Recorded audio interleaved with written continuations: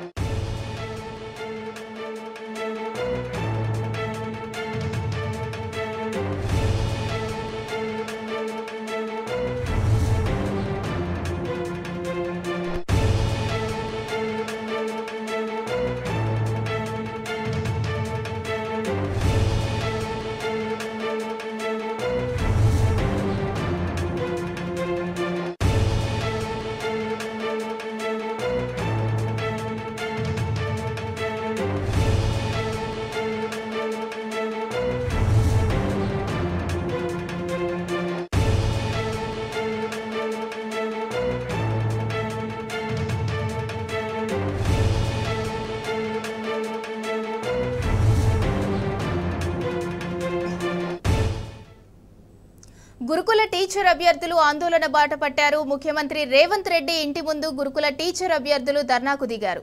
Court order ప్రకారం గురుకులాల్లో నియామకాలు చేపట్టాలని మోకాలపై కూర్చుని నిరసన వ్యక్తం చేశారు. పోస్టులు మిగిలిపోకుండా వెంటనే భర్తీ చేయాలని అభ్యర్థులు డిమాండ్ చేశారు. అదే సమయంలో సీఎం ఇంటికి వచ్చిన ఎమ్మెల్సీ తీన్మార్ మల్లన్నను అడ్డుకున్నారు. తమ సమస్యలను ముఖ్యమంత్రి దృష్టికి తీసుకెళ్లాలని గురుకుల టీచర్ అభ్యర్థులు డిమాండ్ చేశారు.